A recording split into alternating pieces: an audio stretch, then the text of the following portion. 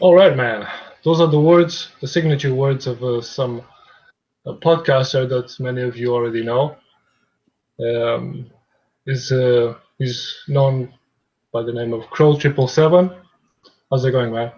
Hey, man, thanks for having me. My pleasure. And we're also joined by my friend Johnny Cirucci. How's it going? It's going great, dude. I'm very excited. Anything that you're involved with, I'm excited to be a part of, bro. All right, let's get this on the road. So yeah, I wanted to do this talk just to focus on specific topics and to see what you guys think of it and what are the possible solutions that we can do in the future. So yeah, we're gonna be talking about the control system, the elites and black mobility, the truth community, controlled opposition, and at the end, the possible solutions. But just for the sake of the new viewers, um, let's get some background information. We can start with you, Crow. Where did What you would you, come from, and what did you study? What did your parents do?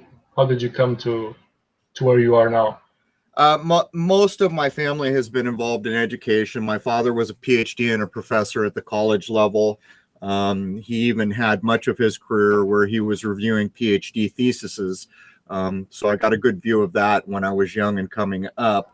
Other than that, I think most people understand that I came into public view heavily, having filmed the first lunar wave in 2012. I held on to that footage for about a year, and then I posted it, and then the floodgates kind of opened.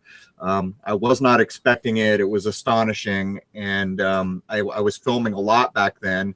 So the more videos that I added with unusual things that were shot in HD, the popularity kind of grew. And then at some point, people, I think Greg Carlwood was one of the first people to interview me, another place called UFO Planet. And after that, I thought, heck, I might as well just launch my own podcast. And part of it, too, was I could already see free speech was diminishing online. So I thought it was important to get my own site away from Google.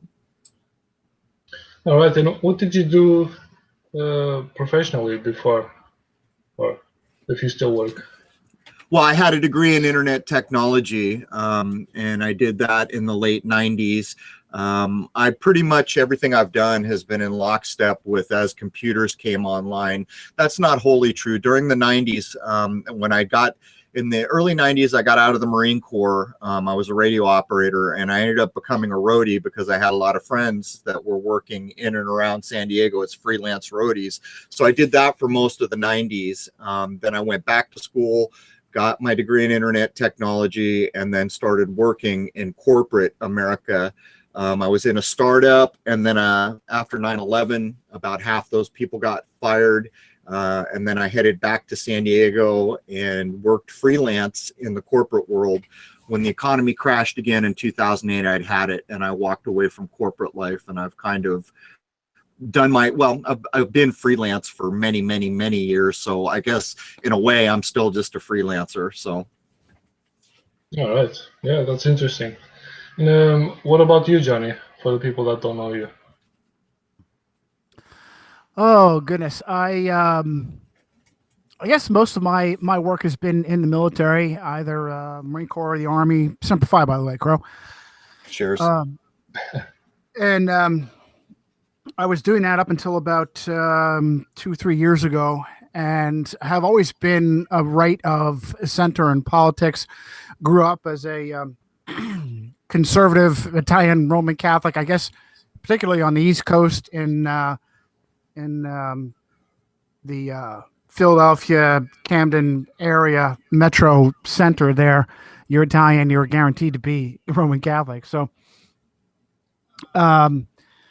it was the being right of center in the family, very strong patriotic family, that encouraged me to try to have a career in the military, and bounced around in and out of college, bounced around in and out of the services and jobs. And during that time, I stayed active and not active, but a strong viewer of politics and angry at mainstream media being left of center, sometimes very far left of center. And so continue to watch the big names on the right, supposed right. I don't believe they're real. They're fraud right now, as far as I'm concerned. And you kind of woke up when you were still in the military, right? Yeah.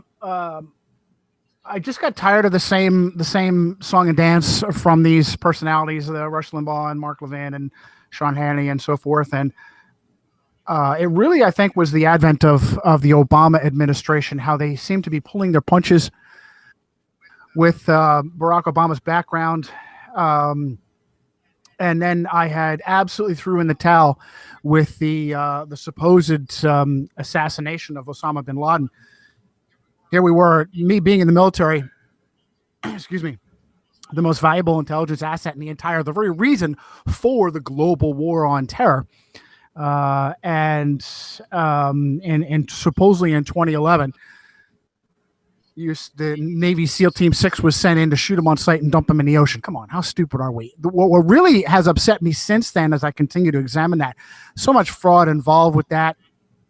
The Situation Room picture of Obama and Biden and Hillary and I think Mike Mullins was there and John Brennan was there and all those guys. Hillary had their hand over her mouth. Came out in mainstream media that it was faked because there was no real time. They had to admit there was no real time feed from this supposed SEAL mission. They changed the story. First he was surrounded. First there was a big firefight. Then there wasn't a firefight. First he was surrounded by soldiers. Then he wasn't. Then he was surrounded by an entire harem. Then he wasn't. Then he was surrounded by just one wife. She took the round for him. Then it wasn't. Sounds like mainstream media putting out so many. Yeah, but what was surprising? What was surprising about this was how mainstream media was forced to come out and admit this stuff was fake. We've all seen the picture of the bloodied bin Laden face. Mainstream sources admitted that this was fake. So this was when I finally threw in the towel on all of it and started to look for alternative sources of information, and stayed with the Alex Jones level of the continuum there for a little while, and then for the similar reasons got fed up with him, and then heard a guy talking about the connection of the Vatican and Rome and the Jesuits, and I had also been blogging and kind of been an independent amateur journalist, I guess, to some degree, and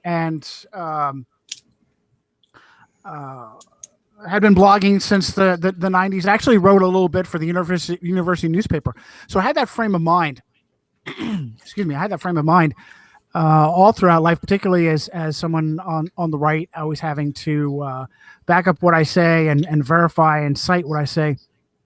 And so I started to blog heavily about this information on these connections with the Vatican, because I was seeing stuff that I could write down and verify myself, these historical facts that were unusual in alternative media. And one of my posts took off and did unusually well for me anyway, at my level. And that encouraged me to write a book, and that was Illuminati Unmasked in 2015. And then I've written 2 more since then. So got out of the military, tried to make my way in the civilian world and in the private sector, and just haven't hit it off. And I'm blessed to have my wife bust her hump and get into the medical field. So we're trying to transition over years now of me being the breadwinner and now going to do this full time, because it doesn't pay. There is no money in the truth. Yeah. I remember when you first had your first book, Illuminati Unmasked, you had a lecture online on YouTube, like a presentation of the information on that book. That was one of the first things that I saw from you. Yeah, the one and only time that I was ever invited to do a lecture was an all-day thing out there in Ohio. I was excited to do it. Yeah. And surprise, surprise, since then I have not been asked to help. I've reached out to people. I've reached out to we had Free Your Mind not too long ago here, and I could have easily gone to Philadelphia from where I'm at. Reached out to the guy there. I'm in the so-called flat Earth community. Nobody, so Yeah. All right. pariah. What about you, Crow? What made you wake up to where you are now? Like, was it with Alex Jones or?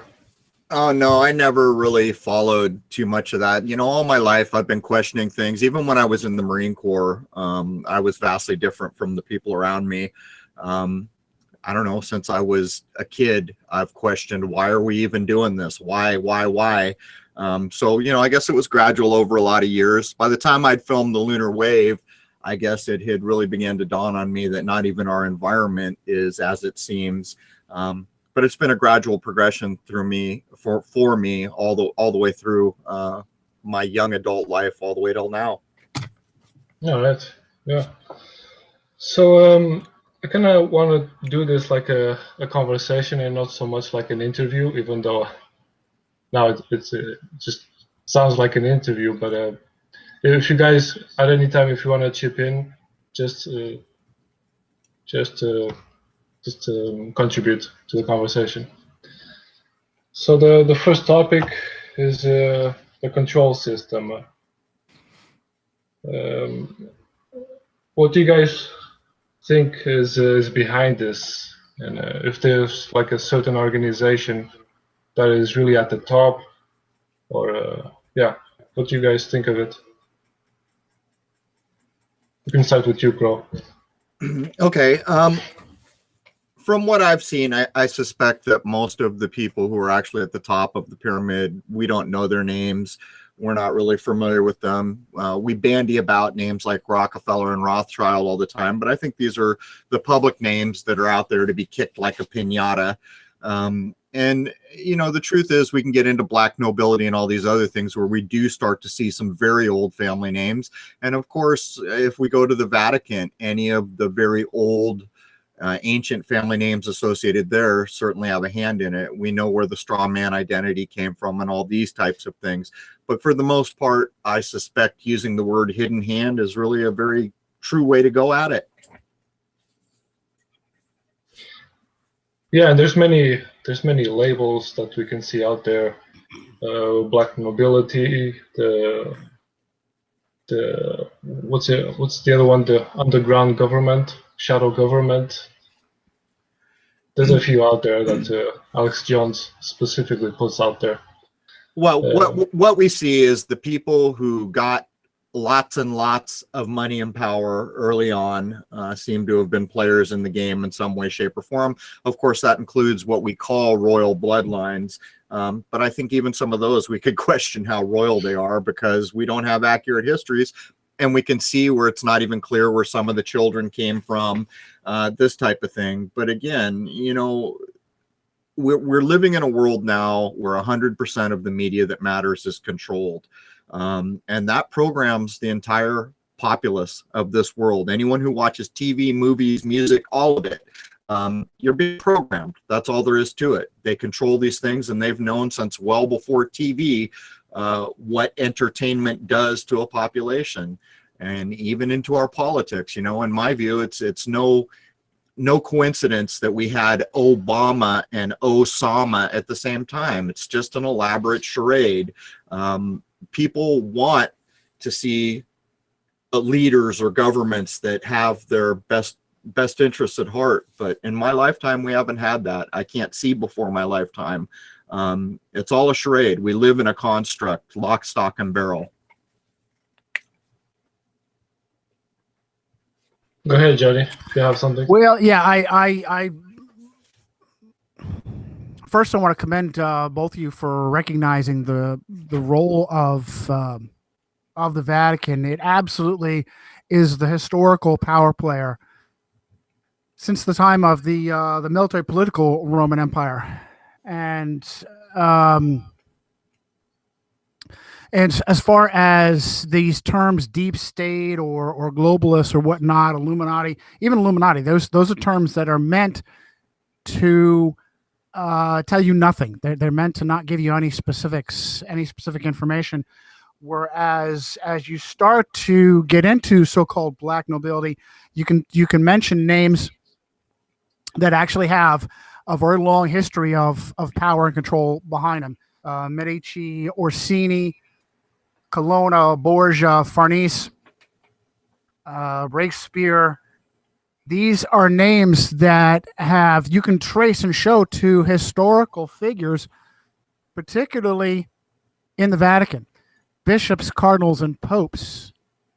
There's no people who are controlled in media say words like deep state and Illuminati on purpose because they're coached to do so, because that tells you nothing. It doesn't allow you to focus any kind of energy towards the real power players who are in charge. And they have, just like Crrow said, they have absolute control.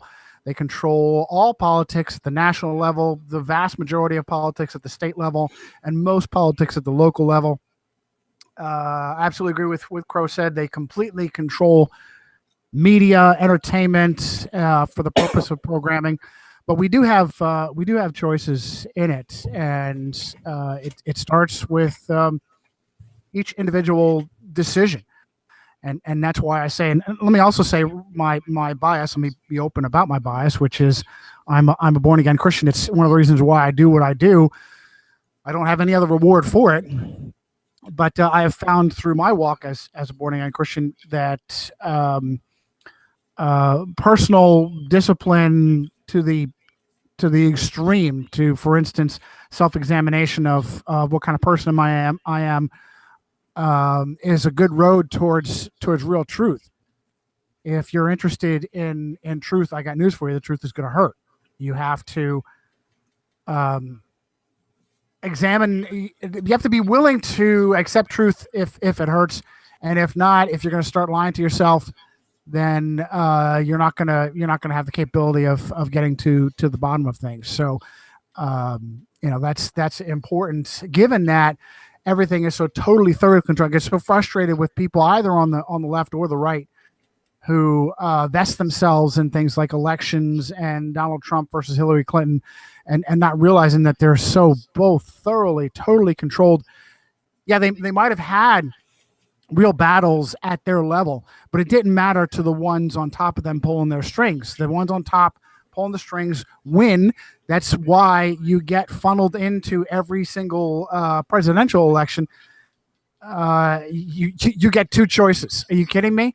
We've got 300 million citizens in the United States and two choices. That's all you get. And how many times have you had, not just at that level, but throughout politics? I just did an article on this. How many times do you have people who are related to each other handing power from one to the other like it's some kind of royal aristocracy back from medieval feudalism? Exactly what it is. It's medieval feudalism in the guise of democratic politics. Are you kidding me? 300 million people, and all we could do is CIA Director George Herbert Walker Bush, Skull and Bones, 1948. And then Bill Clinton, his pal from Arkansas, and then after that, the son of the CIA director, Skull and Bones, 1968. Are you kidding me? That's really an honest election. Come on. And then in 2004, 2008, 2004, George Walker Bush, Skull and Bones, 68, ran against John Forbes Kerry, Skull and Bones, 66. And also interesting, Kerry is a good Roman Catholic up there from the New England area, who married into the Heinz fortune. We have a fictional reality and the truth, and they're always trying to hide it. Well, I would point out something here, guys. This is why politics is a waste of time. Very few people take the time to look at the things they should. One of the things they should look at is to understand that your vote plays zero role in the United States in seating a president. It plays zero role. You don't have any hand in selecting who's going to run. And at that level, when you vote, it is not your vote that seats a president. It's the Electoral College. The Electoral College has gone against what they call the popular vote many times. We can demonstrate it is the Electoral College that seats presidents. And this is an old boys club, to say the least. Anyone can look into that. And this is why, you know, really, if you want to move forward and you keep spinning your wheels looking at politics and complaining about its complicity and its unfairness, you only need to know one thing. We don't vote for anything that matters at the government, at the actual corporate government level we're talking about here. That's lock, stock, and barrel. Already decided they'll get who they get, and it doesn't matter either way how the country votes. The media will do its damnedest to try to get the country in line with the way they would like to see it vote, but at the end of the day, your vote is not what seats a president. So when you know these things, it comes down to what Johnny was beginning to say before. It's about your individual choices in life. People just need to grow up a little and quit accepting nonsense, quit getting invested in the left and right and blue and red and all these things, which are just constructs. There is no reality to them. And when you wake up in a country that's supposedly a democracy and you understand that there is not a vote counted that will ever seat a president, you need to readjust your thinking. And that comes back to the individual level. What can I do to make this place better? And what it comes down to is you treat your fellow human well, and you don't accept nonsense from the places that are in power. That's where I'm coming from. And let me add to that what Crrow said, and say that it's not. There are many levels of the corruption. The Electoral College is just one level of corruption. Crrow was mentioning the media. You're only going to see, for instance, you know, if an outsider attempted to get into a key election, they're not going to be allowed into the debate. There's just many layers, many levels. It's not just the fact that the system is set up the way it is. You have electronic voting machines. There's corruption there. You have, as I said, the corruption of who you're allowed, who's got visibility. There's corruptions of the party structure, who's allowed into the party. What is above that, what is much more important that is above that is the type of corruption and the source and the center of corruption. And it really is the impetus for why I wrote my third book, Eaters of Children, that it answers the question, how can you possibly have conspiracies that are, you know, how do you keep quiet the CIA killing Kennedy? How do you keep quiet faking the moon landing? Well, it's easy when you have people responsible for this stuff thoroughly, totally, and completely blackmailed with, for instance, something as serious as the use and abuse of children. That's very easily the top way to when you put full on criminals, serial rapists, murderers in these positions, and threaten to leak out who they really are, then it's easy to keep a lid on it. So, yeah, but I would point out, why should we spend our brain cycles even caring about any of that? These things are so far above the control of any person in this world that really what it comes down to is your own mind. You know, when you quit being concerned with these things and you start living like a human being, making choices at the human being level, then we have a chance to begin to change many minds over a lot of people. And that kind of is going on. Like right now, I would estimate there are more people who don't accept the moon landing as true in this country than do. This is real change when the minds begin to change, because when the minds begin to change, this game, this charade, this act that is put on in media, in politics, and whatever you want to point to, it's an act. It's a charade. Whatever you are shown in the media is scripted and there to be seen in the way it is being shown. When that quits affecting you, they begin to lose what they're doing, which is manipulation of minds. I think that's really where it's at. And the longer we focus on what this politician is doing or what that buzzword or any of these things, we're still being manipulated. In my view, we really need to let it go and recognize it for what it is. It's a staged skit. When you quit looking at staged skits, you get back to being a human being. When you get back to being a human being, you start to make decisions. And as a group, minds begin to change. I mean, I built my whole podcast on this kind of idea where if we change our minds, we really truly have changed something. And in terms of looking at politics or any other thing, the charade that's played by the people in power, we don't have any ability to change any of it, except when enough people have changed their minds. Yeah. Well, I would say that's the extreme level of frustration, is when you feel overwhelmed with the power that the system has. You can, and it's an effective technique. You can just retreat into the tiny circle of what you have control over, which is yourself, maybe your family, your loved ones. You can protect them, you can instruct them, you can give them the truth. And then much beyond that, you don't have much control. But I would disagree when basically, I guess Crow's question is why care, or why do what we do.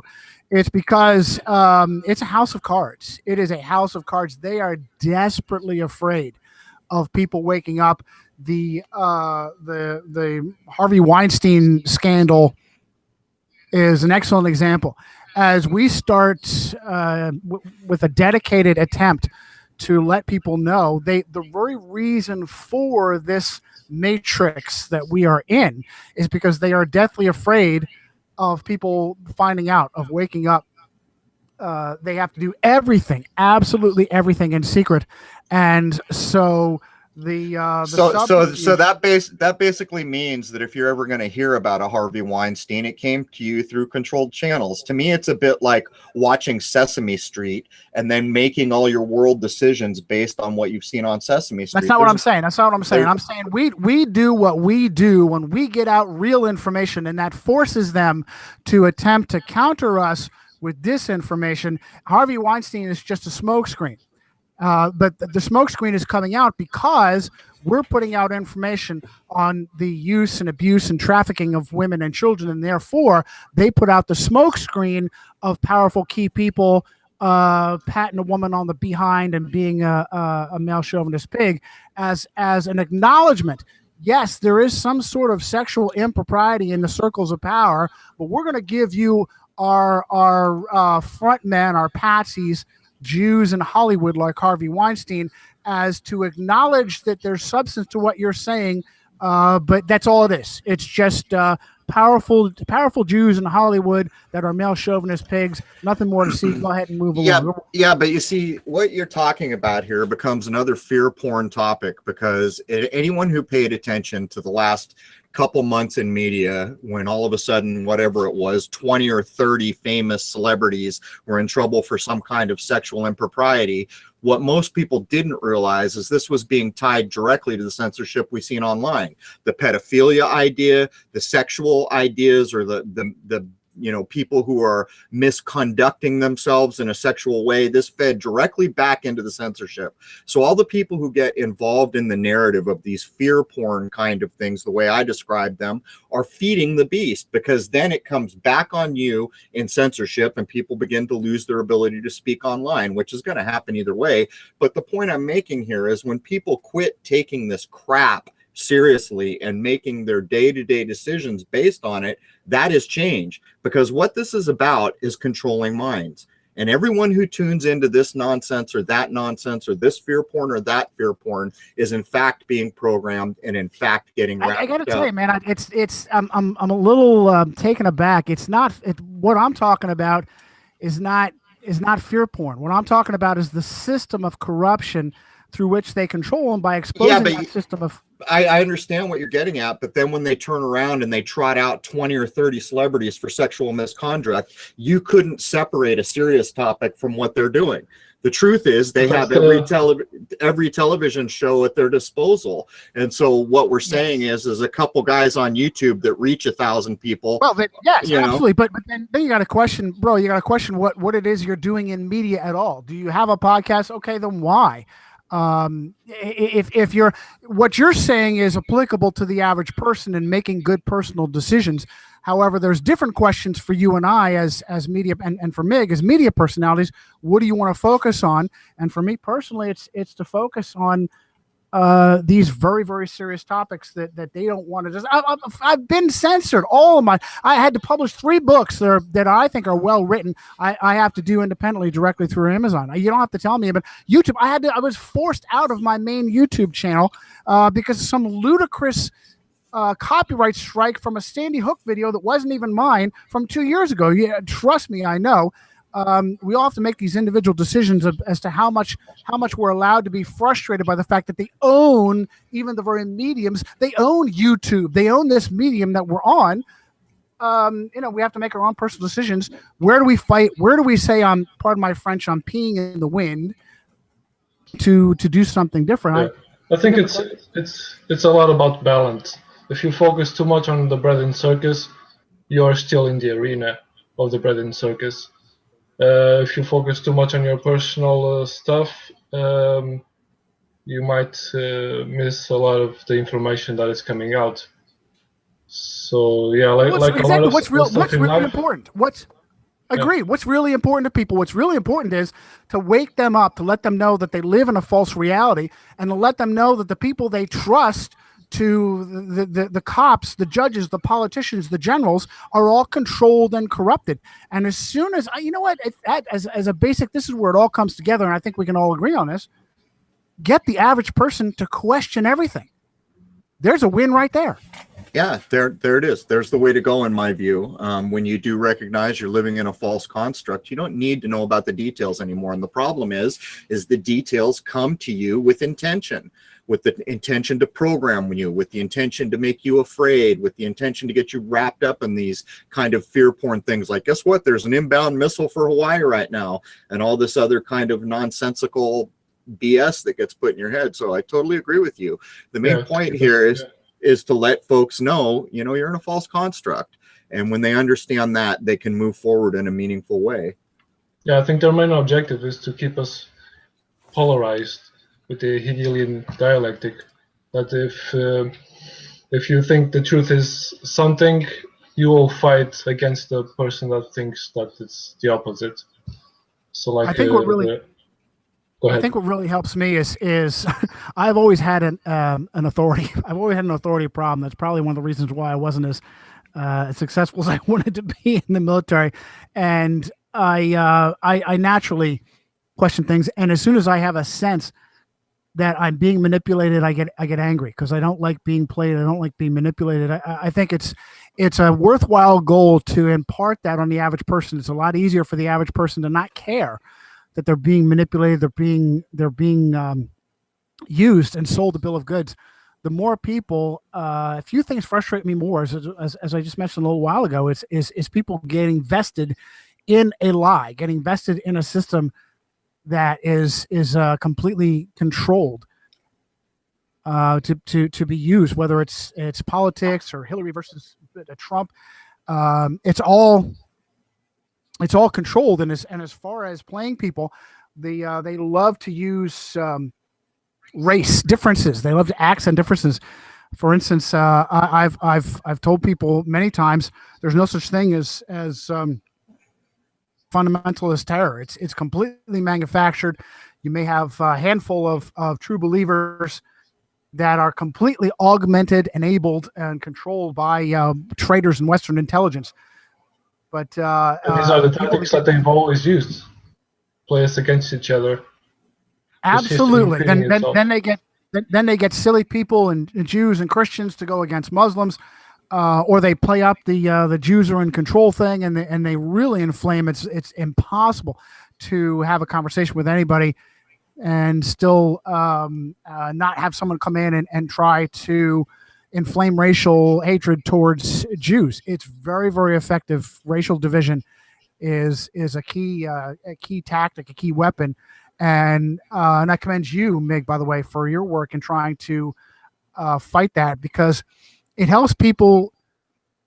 When they use that tactic, it makes them disconnect their brains. And we have to, if we're questioning everything, we have to be our own historians. We have to be our own journalists. We have to be our own scientists. We have to verify. As soon as you realize you've been lied to, you become a conspiracy theorist. You have to do all this stuff yourself. And one of the ways they try to counter you doing that yourself is to inflame your emotions. as a Christian, they try to have people be overly warm and loving towards Israel or extremely hate-filled towards Israel. Either way, it works. If you're a strong, right-minded Christian, then you really, really, really love Israel and you really, really hate everybody else. Or if you go in another spectrum, then you think Israel and the Zionists are the boon of evil. They're the reason why evil exists. And then you go to the other extreme.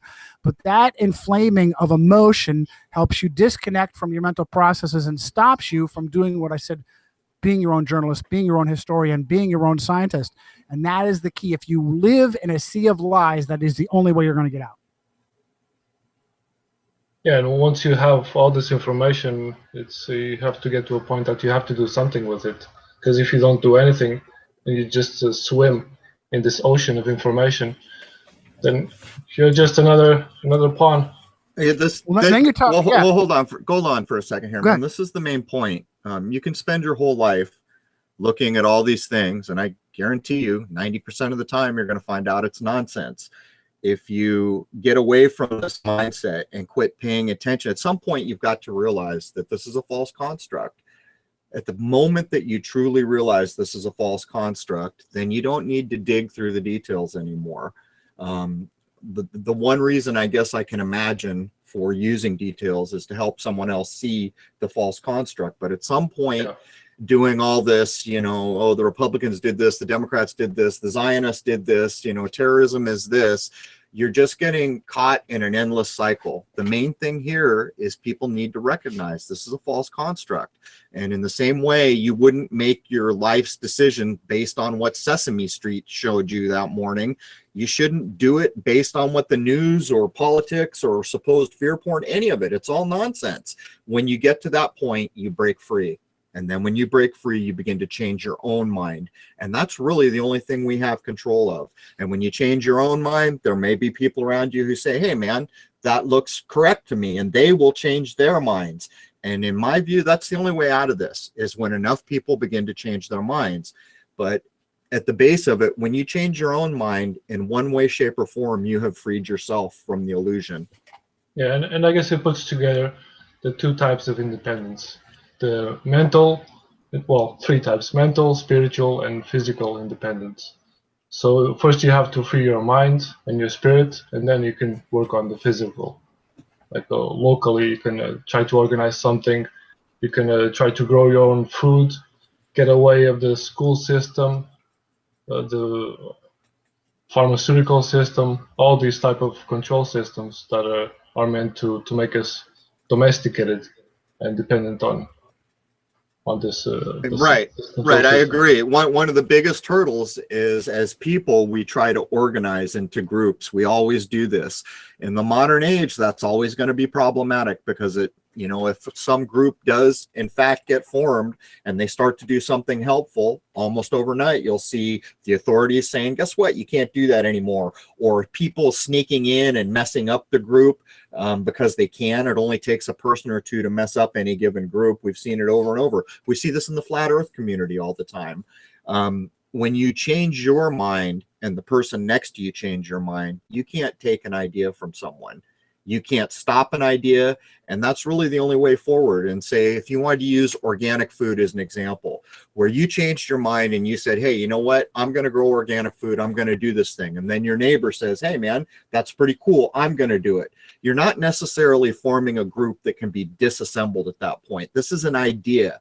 And that's really the only way I see forward, is to simply make a new example. If people appreciate it, it has value, then they start to work from that example. That's a thing that's called an idea, and an idea cannot be directly attacked. And in a system that is controlled to the level of the system we live in, I really don't see any other options that are viable. Yeah, we can lead by example. And that's one of the reasons why they have to put in controlled opposition, to try to lead people that still have the idolization mentality. Well, let me disappoint people and agree with both of you. First, let me mention Crow's point in human nature. It's absolutely human nature to be tribal and to divide and to form into groups. My group is bigger. You have to have as a Christian, it's important for me to recognize these failings that are pretty general in the human experience, and to fight them. Otherwise, it's going to be easy to fractionalize.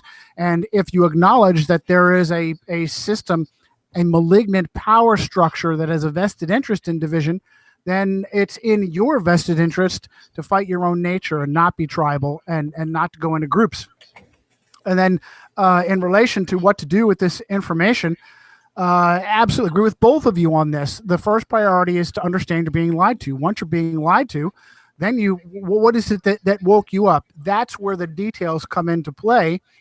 The details are only important in as much as they allow you to wake up and to wake up other people. This is why it's so important for me to constantly fixate on names, places, and dates, not to get buried in the weeds, which is actually a technique used in alternative media to only show symptoms, but to use key facts that will shock somebody else into also taking the red pill.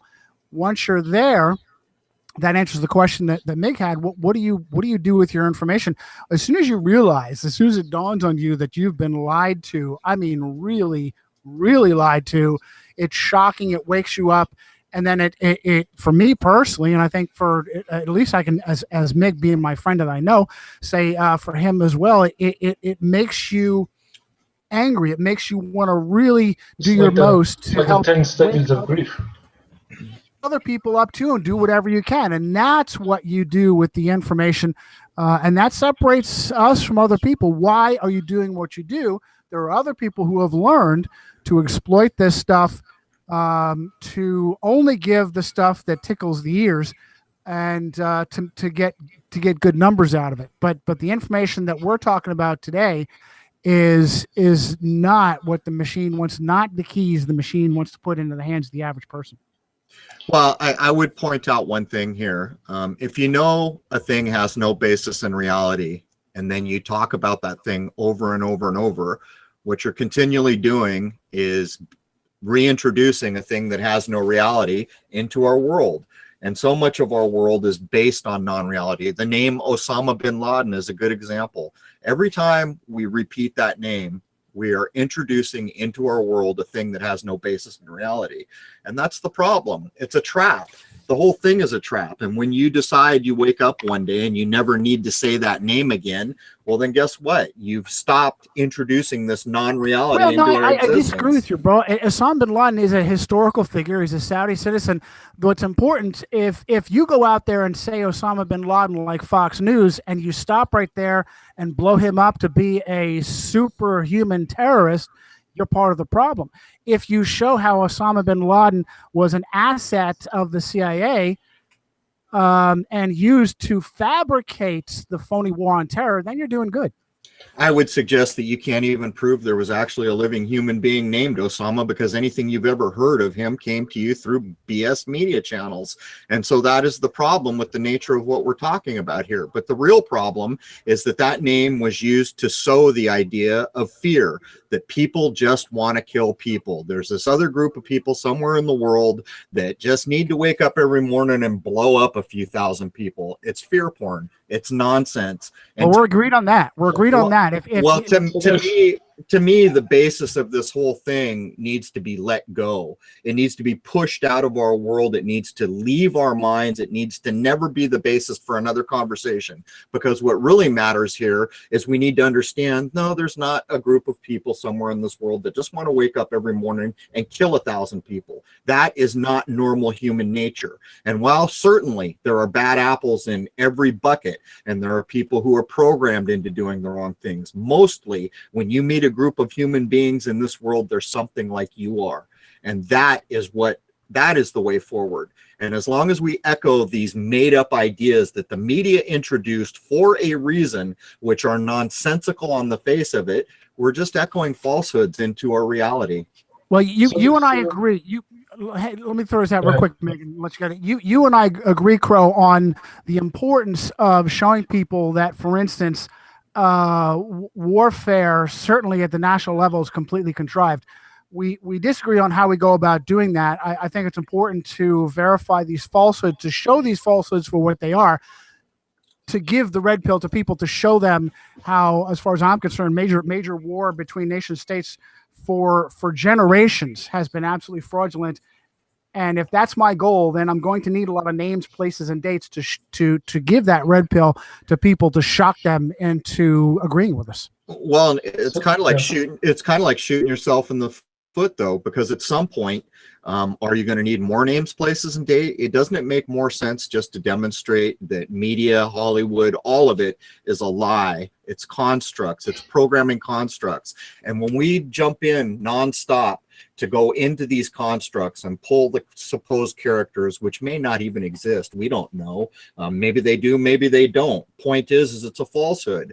At some point, all we're doing is what the system wants, to re-echo falsehood into this existence so that nobody ever gets back to a semblance of something that matters. That's the point I would make.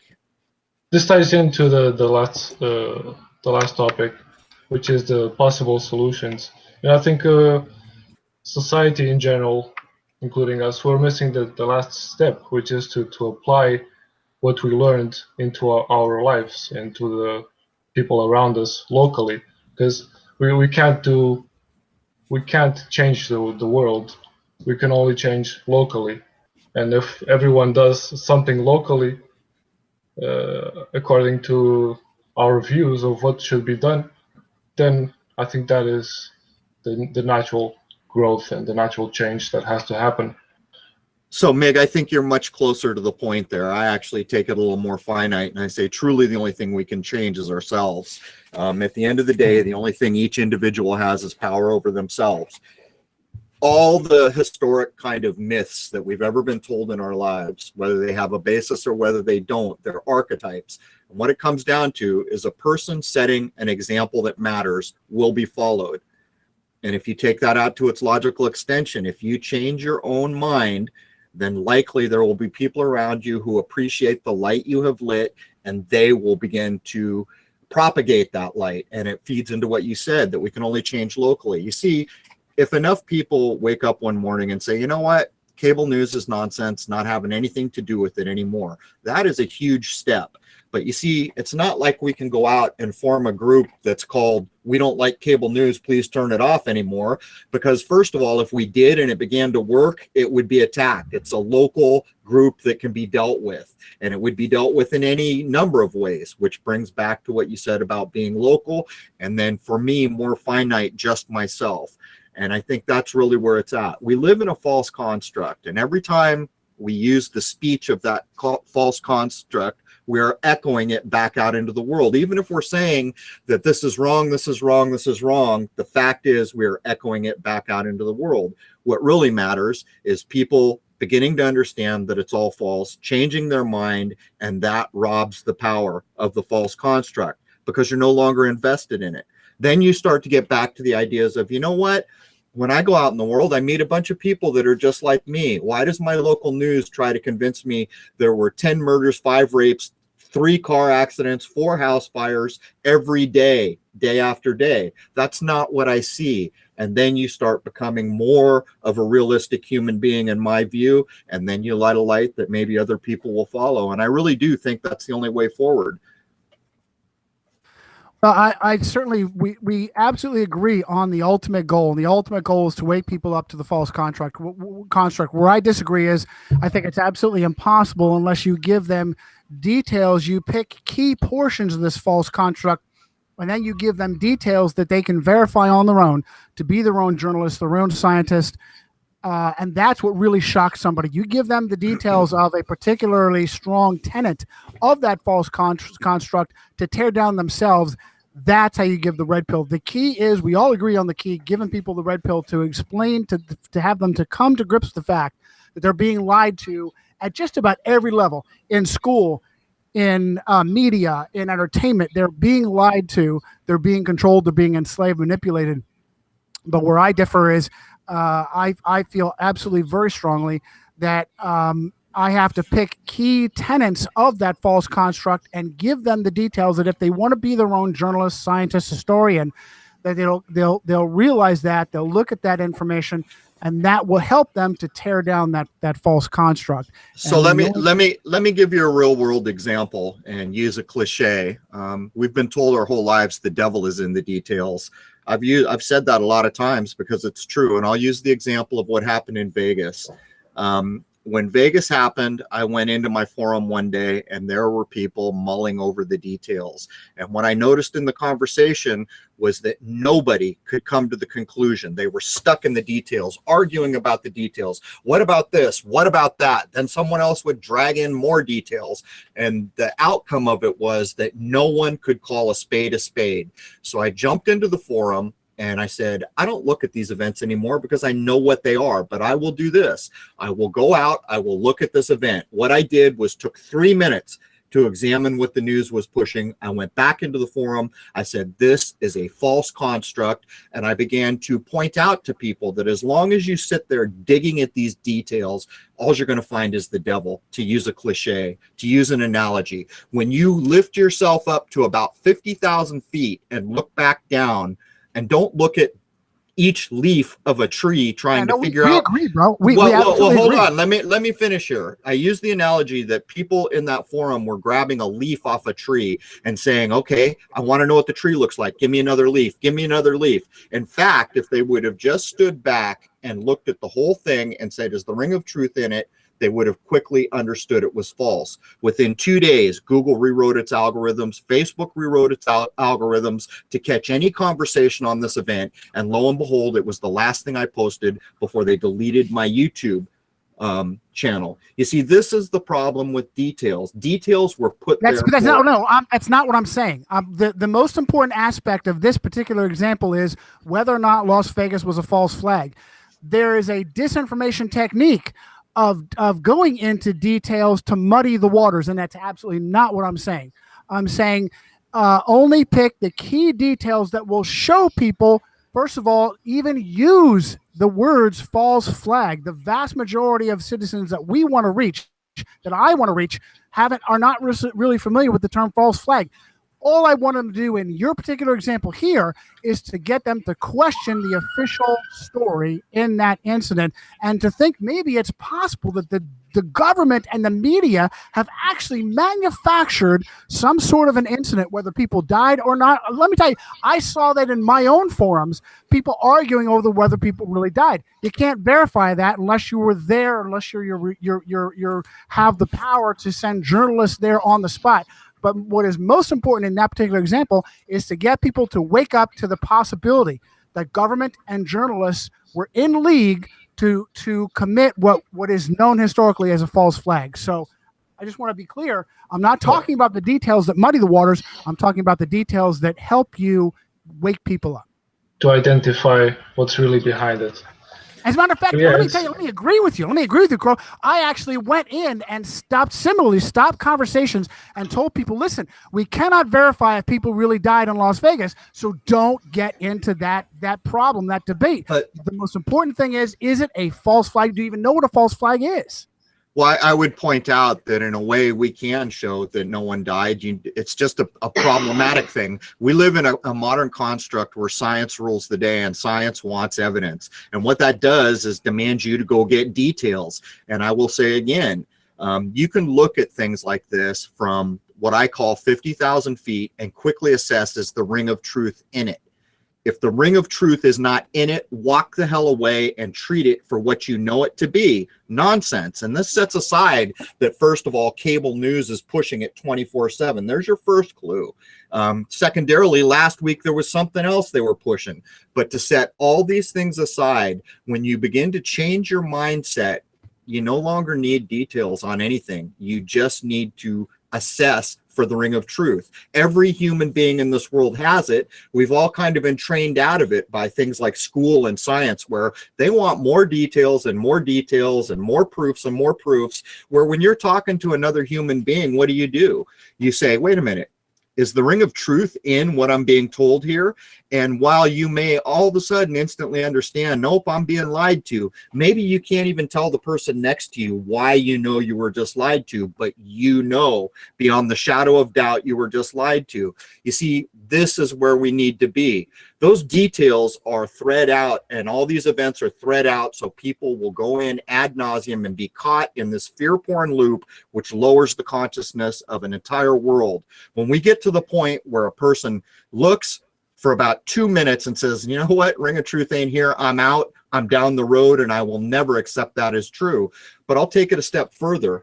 Any information that you hear in this world, you should just simply say it's not true. I don't care who says it to you. You're not harming anyone. I don't care if it's the most authoritative figure you've ever met in your life.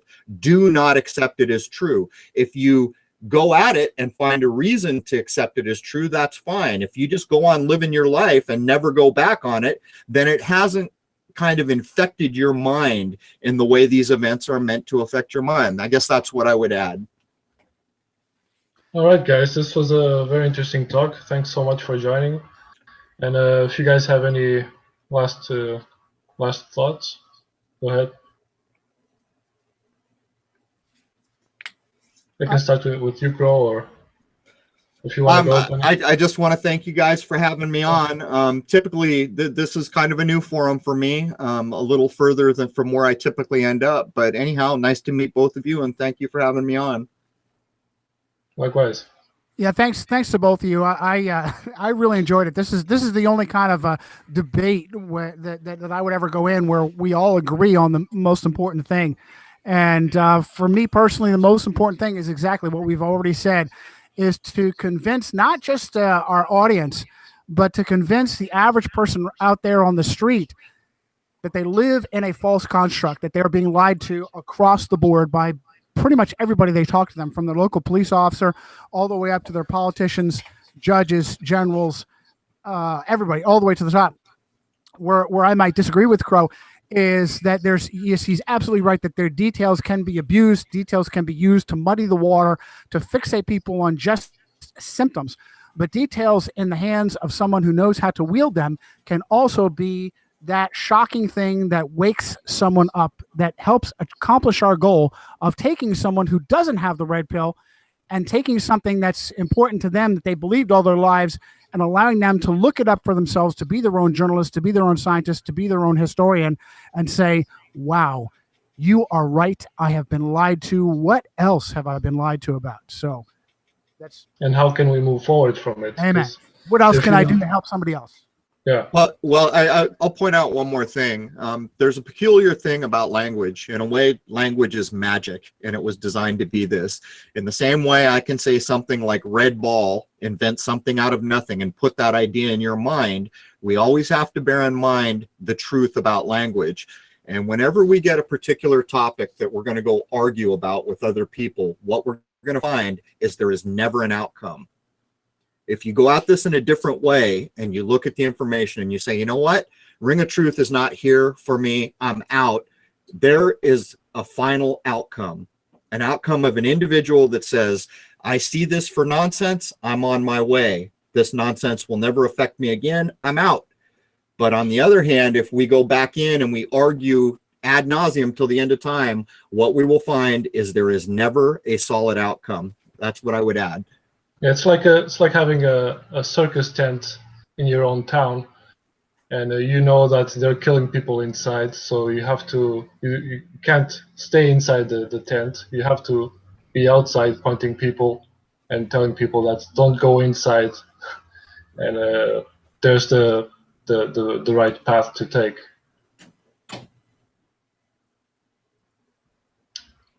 Yeah, so thanks guys for joining, and I hope to talk to you guys soon. All right. Thanks for having me. Nice to meet both of you. Same here, Crrow. Likewise.